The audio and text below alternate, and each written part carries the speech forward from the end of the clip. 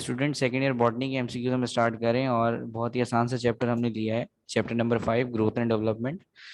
बहुत थोड़े से एमसीक्यूज होंगे इसके, बहुत ही छोटा सा चैप्टर है।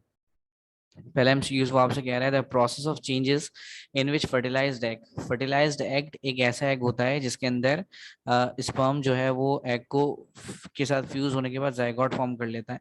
सो वो आपसे कह रहा है कि फर्टिलाइज्ड एग जो है वो चेंज हो रहा है इनटू अ न्यू एनिमल। तो वो कह रहा है कि ऐसा प्रोसेस में एग से हम एक न्यू एनिमल बना रहे हैं। इस प्रोसेस को हम किसका नाम देते हैं?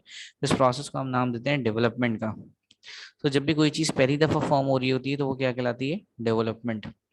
फिर वो आपसे कह रहा है the study of development from egg stage to adult stage. इस डेवलपमेंट का पढ़ना क्या कहलाता है? इस डेवलपमेंट का पढ़ना एम्ब्रियोलॉजी कहलाता है। फिर वो आपसे कह रहा है the process of increase in size and weight of the body is called growth. किसी भी ऑर्गन का या किसी भी बॉडी का साइज या वेट बढ़ना ग्रोथ कहलाता है। इसकी मैं एक एग्जांपल आपको देता हूँ कि फॉर एग्जांपल कभी भी अगर कोई चीज़ पहली दफ़ा बन रही होती है तो उसे हम डेवलपमेंट कहते हैं। फॉर एग्जांपल मेरा दिल है, जब मेरा दिल बन रहा था तो वो उसकी डेवलपमेंट थी। अब मेरा दिल बड़ा हो रहा है तो ये क्या है? मेरे दिल की ग्रोथ है। फिर वो आपसे कह रहे थे tissue in which division occurs in plant body. वो टिश्यूज जहाँ पर डिवीजन होती है, सेल डिवीजन होती है, सो ऐसे टिश्यूज को हम कहते हैं मेरिस्टेम। और अगर वो आपसे कहता है कि सेल्स जहाँ पर डिवीजन होती है तो उसे हम कहते हैं मेरिस्टेमेटिक सेल्स। फिर वो आपसे कह रहा है the meristem protects the meristem presents at the apices of stem and root. Meristem असल में ग्रोथ पॉइंट्स होते हैं जहां से ग्रोथ इनिशिएट होती है। तो वो कह रहा है वो ग्रोथ पॉइंट्स जो कि एपिसिस का मतलब होता है टिप, तो वो ग्रोथ पॉइंट जो कि टिप पर प्रेजेंट है स्टेम और रूट के, तो उसे हम कहते हैं एपिकल मेरिस्टेम। और एपिकल मेरिस्टेम याद रखिएगा हमेशा कि प्राइमरी ग्रोथ करवाते हैं। प्राइमरी ग्रोथ का मतलब है प्लांट की बॉडी की लेंथ बढ़ रही है। और इसके इसके कंपैरिजन में जो लेटरल मेरिस्टेम है वो लेटरल मेरिस्टेम क्या करवाती है? Secondary growth. सेकेंडरी ग्रोथ का मतलब है प्लांट का डायमीटर बढ़ रहा है या प्लांट की थिकनेस बढ़ रही है। तो जब भी प्लांट वाई एक्सिस पर ग्रोथ करता है इसे हम कहते हैं प्राइमरी ग्रोथ, मीन्स के लेंथ का बढ़ना प्राइमरी ग्रोथ कहलाता है।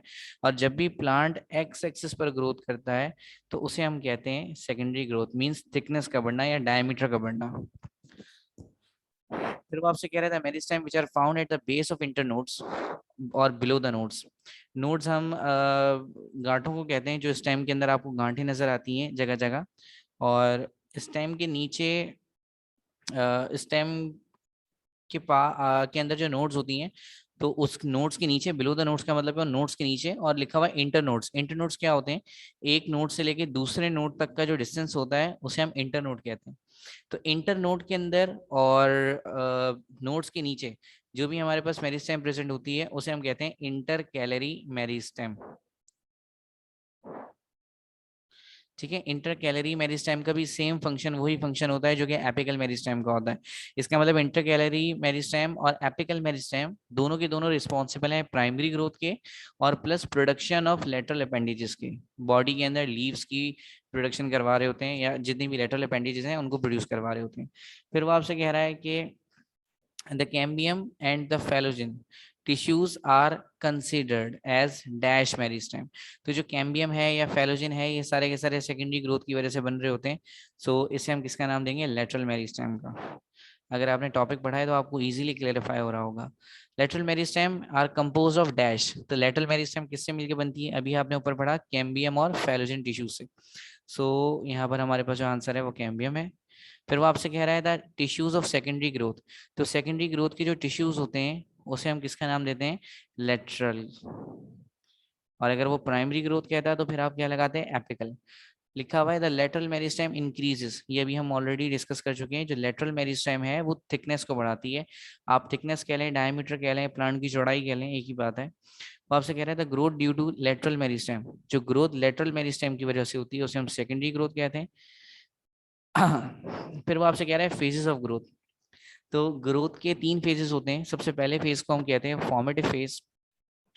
फॉर्मेटिव फेज के अंदर क्या होता है? सेल्स अपने आप को कंटिन्यूअसली डिवाइड कर रहे होते हैं और नए सेल्स बन रहे होते हैं। क्योंकि नए सेल्स बन रहे हैं इसलिए हम इसे कहते हैं फॉर्मेटिव फेज, किसी चीज की फॉर्मेशन हो रही है। तो पहला फेज जो है वो फॉर्मेटिव फेज कहलाता है। जब फॉर्मेटिव फेज गुजर जाता है तो अब सेल अपने आप को इलोंगेट करना स्टार्ट कर देता है। सेल क्या करता है? वाटर की एब्जॉर्प्शन करता है। और वाटर की एब्जॉर्प्शन करने के बाद सेल अपने मैक्सिमम साइज तक पहुंच जाता है। सो लिखा हुआ है the second phase of growth is called cell elongation phase. जब सेल एलोंगेट हो जाता है, अपने मैक्सिमम साइज पर पहुंच जाता है, तो फिर अब वो अपने आप को क्या करते हैं, मेच्योर करने लग जाता है। सो जब ये मेच्योर हो जाता है तो नए बनने वाले सेल से बिल्कुल अलग नजर आता है। सो थर्ड फेज को हम या तो सेल मेच्योरेशन फेज कहते हैं, या फिर हम इसे सेल डिफरेंशिएशन फेज कहते हैं। सेल डिफरेंशिएशन फेज हम इसे इसलिए कहते हैं क्योंकि यहाँ पर जो सेल्स हैं वो नए सेल से बिल्कुल हमें अलग नजर आ रहे होते हैं।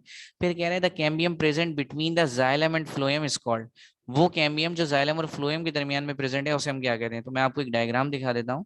ये जो अंदर सेल्स हैं इसे हम कहते हैं जाइलम, जिसका काम होता है वाटर और मिनरल्स को कंडक्ट करके लीव्स के पास लेके आना। और यहाँ पर अगर आप ऊपर के सेल्स देखें तो ये फ्लोएम है, और फ्लोएम का काम होता है कि फूड को लीव से लेके पूरी बॉडी तक सर्कुलेट करना। सो दोनों ये कंडक्टिंग टिश्यूज हैं। सो जाइलम और फ्लोएम के बीच में यहाँ पर ये इस पोर्शन की बात करें, मेरा माउस का कर्सर आपको नजर आ रहा होगा, ये जो पोर्शन है ये पोर्शन क्या कहलाता है, ये पोर्शन आपके पास कहलाता है, देखिए यहाँ पर इन्होंने मेंशन किया ये वाले इसके अंदर फेसिकुलर कैम्बियम, इसे हम कहते हैं फेसिकुलर कैम्बियम। तो ये पूरा एक वस्कुलर बंडल है, ये जो आपको एक ट्रायंगुलर शेप नजर आ रहा है, इरेगुलर ट्रायंगुलर शेप नजर आ रहा है, ये एक पूरा पूरा कैम्बियम है। तो एक कैम्बियम या वस्कुलर बंडल, तो एक वस्कुलर बंडल से लेके दूसरे वस्कुलर बंडल तक के दरमियान जितनी भी कैम्बियम है देखें, उसे वो किसका नाम दे रहे हैं, इंटरफेसिकुलर कैम्बियम। सो अगर वो आपसे कहता है कि जाइलम और फ्लोएम के दरमियान की जो कैम्बियम है वो क्या कहलाती है, तो वो वस्कुलर कैम्बियम कहलाती है। और एक वस्कुलर बंडल से दूसरे वस्कुलर बंडल के दरमियान की जो कैम्बियम होती है वो क्या कहलाती है, इंटरफेसिकुलर कैम्बियम। सो आपसे कह रहा है the cambium present between the phloem and xylem, क्योंकि फ्लोएम और जाइलम की बात कर रहा है तो वो फेसिकुलर कैम्बियम है। फिर वो आपसे कह रहा था cambium which is produce between the vascular bundles, मतलब वस्कुलर बंडल्स के अगर दरमियान होगी तो फिर हम उसे किसका नाम देंगे, इंटरफेसिकुलर कैम्बियम। फिलहाल यहाँ पर हमारे पास चैप्टर के एमसीक्यूज खत्म हो गए। अगली वीडियो में हम दूसरे चैप्टर के एमसीक्यूज डिस्कस करेंगे। फिलहाल अल्लाह हाफिज।